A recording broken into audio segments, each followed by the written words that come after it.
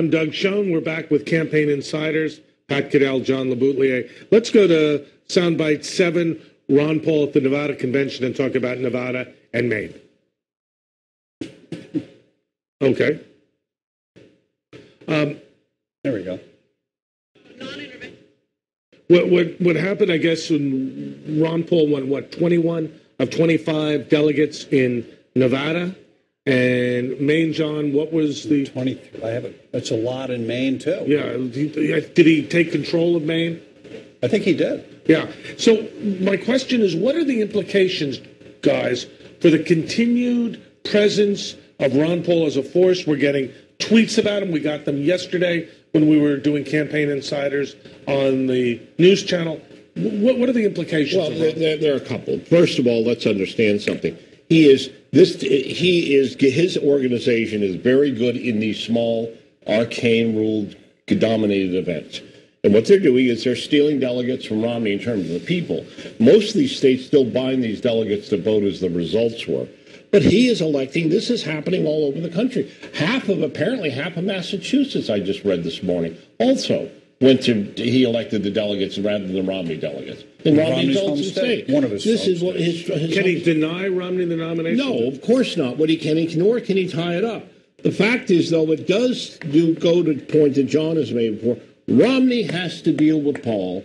Paul has a particular constituency that neither candidate really has gotten. I'll let you speak to that, John. But the third thing is, it just tells you that the Romney campaign is about this deep against a campaign against Obama that is a mile deep. Do you remember several months ago? They can't organize their conventions to get their delegates elected? Yeah. Do you remember what we used to cover at night here on FoxNews.com, the debates? And it was speculated, written about during the debates that the only one of the other candidates that Ron Paul never went after in the debates was Mitt Romney. Remember that? It was written about, and how, they have some sort of secret deal or something. Now here we are. The last two remaining candidates are Romney and Ron Paul. No attempt that we know of publicly by Romney to reach out to Ron Paul. It's almost a dismissive thing. I ask you guys this. November. Which has more force to it? Ralph Nader in 2000, who won Florida for George W. Bush, right? Who has more? Ralph Nader in 2000, Ron Paul in 2012. Time will tell. Yeah, but it could be. It could be one state. The point Pat was making before about Europe that I would want to underscore. We are in uncharted times.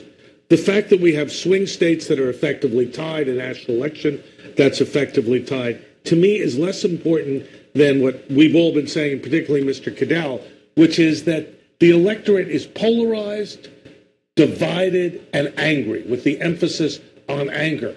And do I believe that a Ron Paul could shake things up disproportionately? I could. Less because of who he is than what he represents. That's an option for people, and this is why I keep saying, because his vote, we saw it all through the primaries, we talked about it on election nights, primary nights, his vote, he has a lot of Democrats and independents, by the way, who are against our involvement overseas, which upsets a lot of the Republican base, but it appeals to voters. He's very libertarian.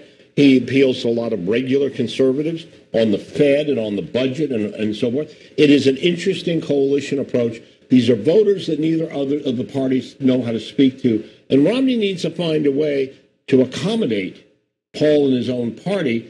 Otherwise, he's going to end up with a convention floor full of Paul delegates, whether they can vote for him or not, or will vote. They may bolt. They may cause a ruckus. They better address this. I was totally off my radar scope till yesterday when we got the first tweets. I give our viewers. Do you agree with that? I think it's much bigger than people know, and it's the only remaining alternative to Romney for people to go towards if they want to. If they're getting look, we have an economy that's failing right now. I mean, it's back to what we saw the last 2 years. The job report was terrible. The only reason the unemployment was down, the 115,000 jobs added was terribly small in expectation.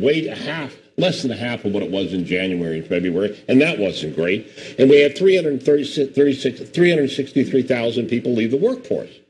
Now, I'm telling you, this is, and that's the reason. If the unemployment rate, if the participation in work were the same level as it was of the population when Obama took office, the unemployment rate would be 11%. The American economy is in trouble. We saw what it's doing in Europe. It's going to have an impact. And Ron Paul, this protest, this desire to say something, when neither party, we have a president out saying, a vice president yesterday who said, oh, you know what, this recovery is just like on the same track of every other recovery, which is disingenuous to be kind. And then we have Romney out saying, just vote for me if you don't like what's going on with no program.